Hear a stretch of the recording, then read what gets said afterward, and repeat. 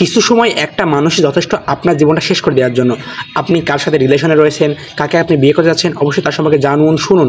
শুধু মানুষের সৌন্দর্য দেখবেন না, মনে রাখবেন সৌন্দর্য শুধু মানুষের একটা উপহার, সৃষ্টিকর্তা দেওয়ার একটা উপহার। সৌন্দর্য এমন কিছু নয়। একটা খারাপ মানুষের সৌন্দর্য রয়েছে, একটা ভালো মানুষের সৌন্দর্য রয়েছে, একটা ভালো ছেলের সৌন্দর্য রয়েছে, একটা ভালো মেয়ের সৌন্দর্য রয়েছে, একটা খারাপ ছেলের সৌন্দর্য রয়েছে, একটা ভালো মেয়ের সৌন্দর্য রয়েছে। বাট তার কথাবার্তা, তার আচরণ, তার চরিত্র, তার ব্যবহার, এগুলো তাকে কিন্তু অর্জন করা লেগেছে, এগুলো শেখা লেগেছে, তাকে এর সময় স্পেন্ড করা লেগেছে, এগুলো অর্জন করা লেগেছে, ভালো ব্যবহার, সদাচরণ, এগুলো।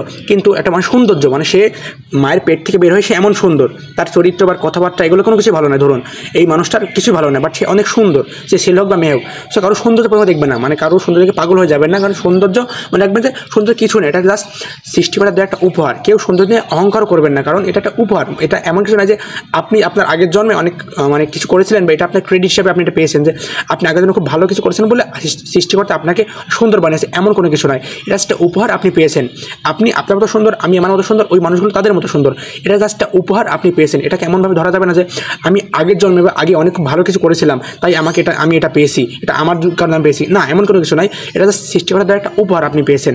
সো মানুষের সুন্দর দেখে পাগল হয়ে যাবেন না, এবং মনে করেন যে আপনি কাউকে খুব বেশি ভালোবাসেন, মানে আপনি তাকে পাহাড় সমান ভালোবাসেন, এক পৃথিবী ভালোবাসেন, বাট মানুষটা আপনাকে এটুকু ভালোবাসে, তারপর আপনি তার পেছনে পাগল। সো ওই নিজের আত্মসম্মান ধরে রাখবেন। অবশ্যই সবার আত্মসম্মান রয়েছে, আত্মসম্মান ধরে রাখবেন। মানে মানে এক পৃথিবী আপনি তাকে ভালোবাসেন, মানে আপনি মনে করেন যে হ্যাঁ সে আপনাকে এক পৃথিবী ভালোবাসেন, না, সে আপনাকে এইটুকু ভালোবাসে, বাট আপনি তাকে এক পৃথিবী ভালোবাসেন, ওইটা দ্বারা কিছু হয় না।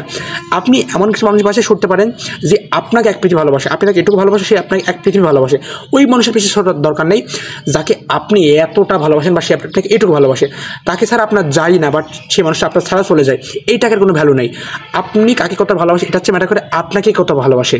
আপনি এই মানুষটাকে মানে এক পৃথিবী ভালোবাসেন, তার ছাড়া আপনার দিনই যায় না, বাট ওই মানুষটা আপনার সাথে দিন চলে যায়, তাহলে আপনার কাছে তার মূল্যটা মানে আপনার কাছে তার মূল্যটা যত, তার কাছে আপনার অতটা নেই। তাকে আপনার তার ছাড়া দিনই যায় না বা তার চলে যায়, এগুলোর কোনো মূল্য নেই।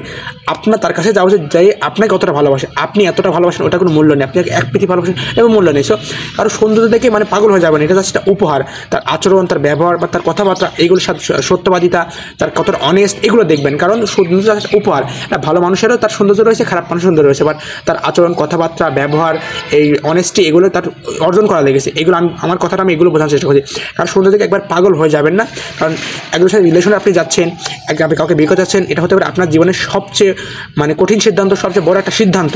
আমি কাউকে রিকমেন্ড করছি যে আপনার রিলেশনে যান, এগুলো করেন, আপনি কিছু করেন, এগুলো বলছি না। বাট একজন মানুষকে আপনি বিয়ে করতে যাচ্ছেন, এটা আপনার জীবনের সবচেয়ে বড় সিদ্ধান্ত হতে পারে।